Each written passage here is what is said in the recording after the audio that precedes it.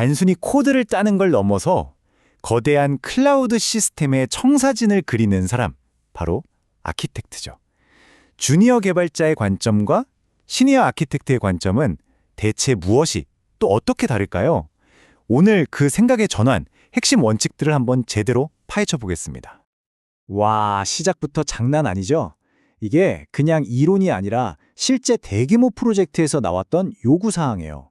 우리가 보통 웹페이지 로딩 3초만 돼도 오, 빠르네 하는데 여긴 API 요청 하나가 0.03초를 넘기면 그냥 장애로 처리되는 그런 세상인 겁니다.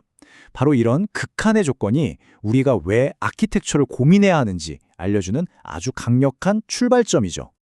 맞아요. 아마 많은 분들이 이렇게 생각하실 거예요. 에이, 클라우드인데 알아서 다 해주는 거 아니야? 뭐 필요하면 그냥 스케일 아웃하면 되지 하고요. 근데요, 성능, 보안, 비용 같은 진짜 현실적인 문제들, 즉 비기능적 요구사항 앞에서는 그런 막연한 믿음만으로는 정말 큰일 날 수 있습니다. 바로 이 지점에서 빌더와 아키텍트의 길이 완전히 갈라지기 시작하는 거죠. 자, 그럼 아키텍트는 뭐부터 할까요? 뭐 화려한 신기술 도입? 아니에요. 가장 먼저 기초공사부터 시작합니다. 대규모 클라우드 환경을 다루기 위한 첫 번째 핵심 개념, 바로 랜딩존입니다. 랜딩존, 말이 좀 어렵죠? 근데 이거 이렇게 생각하면 진짜 쉬워요. 클라우드용 윈도우 도메인 컨트롤러다. 딱 이거예요. 우리가 회사에서 새 노트북 받으면 어때요? 내 맘대로 막 프로그램 깔고 설정 바꾸고 못하잖아요.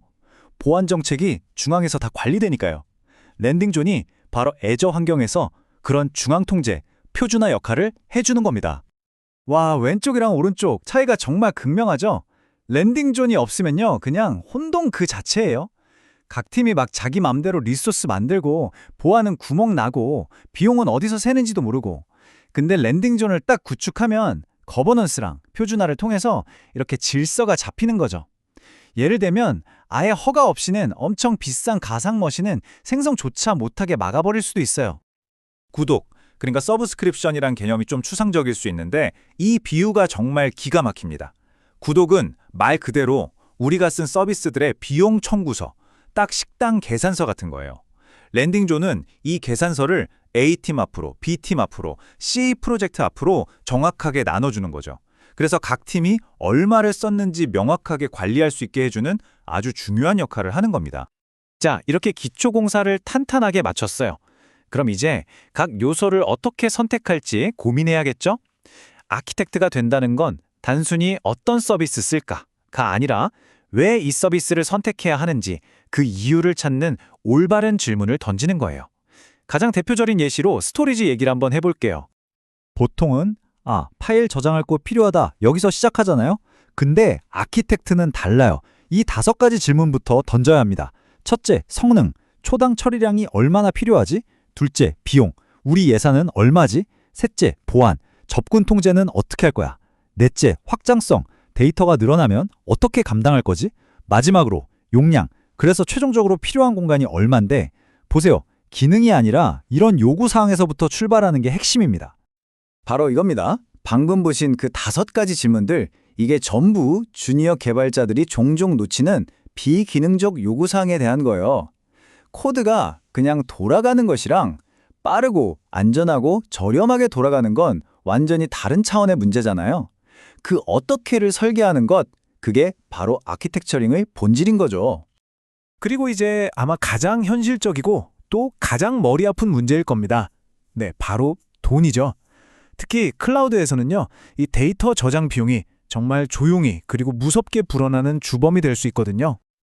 자, 이 그래프를 한번 보세요.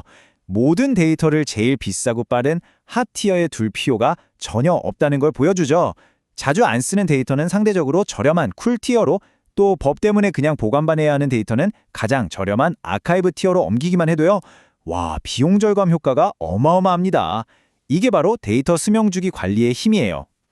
그래서 우리는 미리 규칙을 정해놔야 돼요. 예를 들어 이 로그 데이터는 딱 7일만 핫티어에 두고 그 다음 6개월은 쿨티어로, 그 이후엔 아카이브로 보내고 1년 지나면 무조건 삭제한다.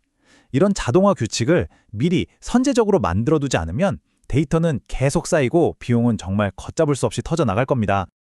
이 말 정말 가슴에 와닿지 않나요?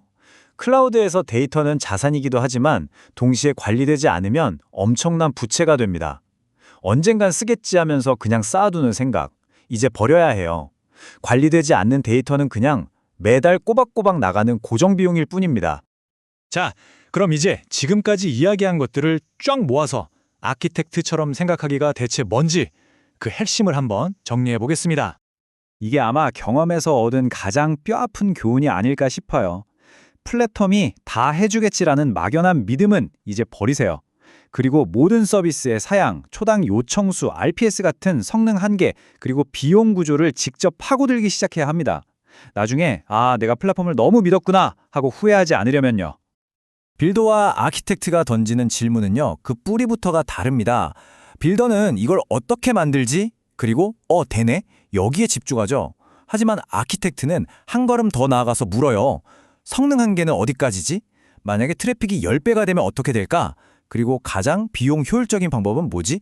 보는 시야 자체가 완전히 다른 겁니다. 요즘은 모르는 게 있으면 AI한테 물어보면 정말 답이 금방 나오죠. 이거 적극적으로 활용해야 합니다. 하지만 아키텍트의 마지막 책임은 바로 검증이에요. 특히 초당 요청 3,000개처럼 시스템의 운명을 가를 수 있는 이런 중요한 숫자들은 반드시 공식 문서를 열어서 내 눈으로 직접 확인해야 합니다. 이건 타협하면 안 돼요. 자, 오늘 저희가 함께 살펴본 이 원칙들을 여러분의 업무에 한번 대입해 보세요. 그리고 스스로에게 이 질문을 한번 던져보시길 바랍니다. 나는 그저 만들고 있는가? 아니면 진정으로 아키텍처링 하고 있는가?